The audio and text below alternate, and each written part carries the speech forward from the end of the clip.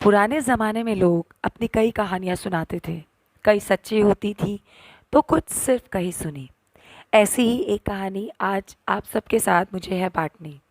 Hello friends, आज की कहानी संध्या की ज़बानी। ये बात लगभग 30 साल पुरानी है। तब यातायात के साधन इतने अच्छे नहीं होते थे। नैना और पवन पति पत्नी थे।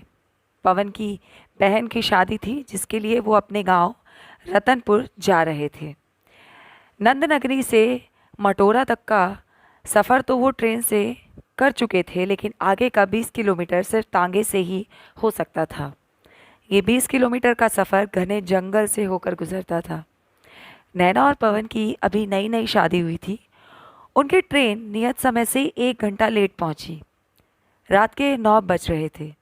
इस समय स्टेशन पे ज़्यादा लोग नहीं थे। जो थे भी वो टांगा ढूंढने में व्यस्त थे। लगभग सभी लोगों को टांगा मिल चुका था।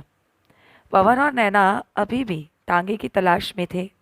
कुछ देर और ढूंढने पर उन्हें दूर से एक टांगा आता हुआ नजर आया। उन्होंने हाथ से उस टांगे वाले को रुकने का इशारा किया।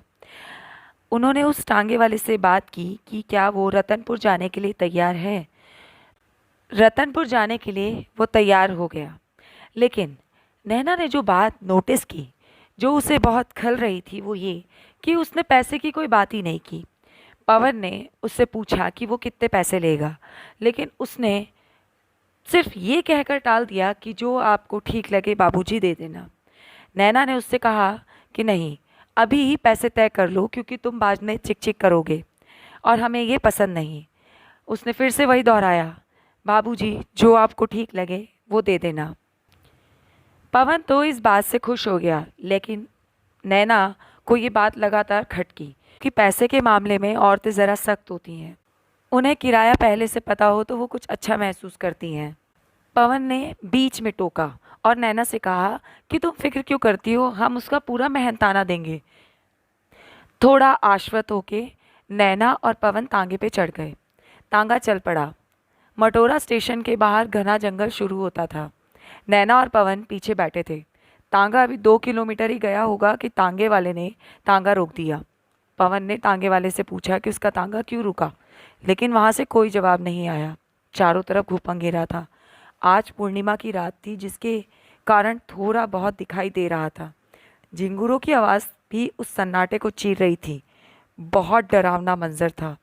पवन और नैना को अब डर लगने लगा। वो टांगे से बाहर आए। टांगे में आगे की तरफ एक लालटेन टंगी हुई थी। उन्होंने उस लालटेन को उतारा और वहां पड़ी हुई माचिस से उसे जलाया। जैसे ही लालटेन की रोशनी हुई, तांगे वाला उनसे 2 कदम की दूरी पे वहीं खड़ा था। नैना और पवन के तो होश ही उड़ गए। उनके शरीर के पूरे रोंगटे खड़े हो चुके थे। वो थोड़ा पीछे की तरफ हट गए। उन्होंने टांगे वाले को डांटते हुए पूछा कि वो बिना बताए कहाँ चला गया था। उसने कुछ भी नहीं कहा और चुपचाप जाकर टांगे वान की जगह पर बैठ गया। नैना ने पवन से कहा कि ये टांगे वाला तो पलक भी नहीं झपका रहा। पवन ने बहुत गौर से देखा तो नैना की बात बिल्कुल ठीक निकली। अब उन्हें समझ में आ रहा था कि वो एक बहुत बड़ी मुसीबत में पड़ चुके हैं। उन दोनों ने वहाँ से भागना शुरू किया। चारों तरफ घुप अंधेरा होने के बावजूद चांद की रोशनी अंधेरे को कुछ कम कर रही थी। भागते भागते वो बहुत थक चुके थे। उन्हें कुछ नहीं सूझ रहा था कि अब वो क्या करेंगे। अचानक टांगे वाला उनके सामने आकर खड़ा हो गया। वो कहने लगा, भागकर कहाँ जाओगे बाबूजी, आपको तो रतनपुर जाना है ना। ये सब सुनकर नैना की जोरदार चीख निकल गई। पवन उसे संभालने लगा। अब उससे रहा नहीं गया। उसने टांगे वाले के हाथ जोड़े और उससे पूछा कि वो आखिर उनसे चाहता क्या है। वो कुछ नहीं बोला और उन दोनों को अपने पीछे चलने का इशारा करके आगे की तरफ चलने लगा।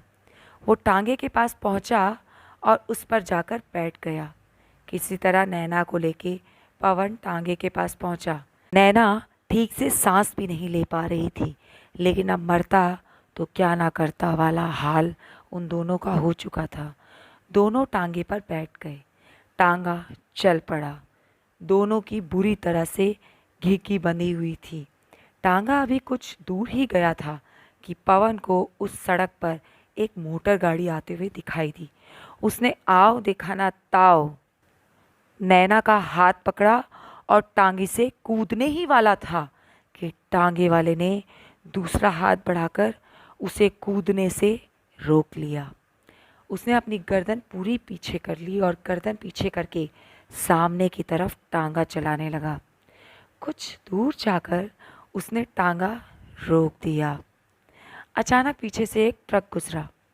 पवन टांगे वाले को जोरदार धक्का देकर उस ट्रक के सामने जाके खड़ा हो गया और हाथ हिला हिलाकर उसे रुकने का इशारा करने लगा। वो ट्रक रुक गया।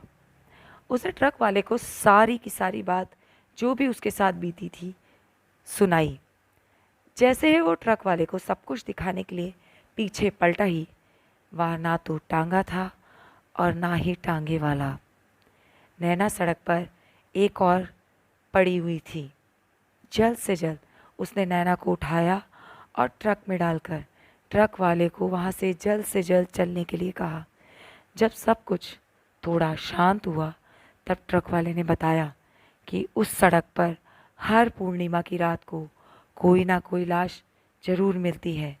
आप बहुत नसीब वाले हो जो दोनों के दोनों बच गए।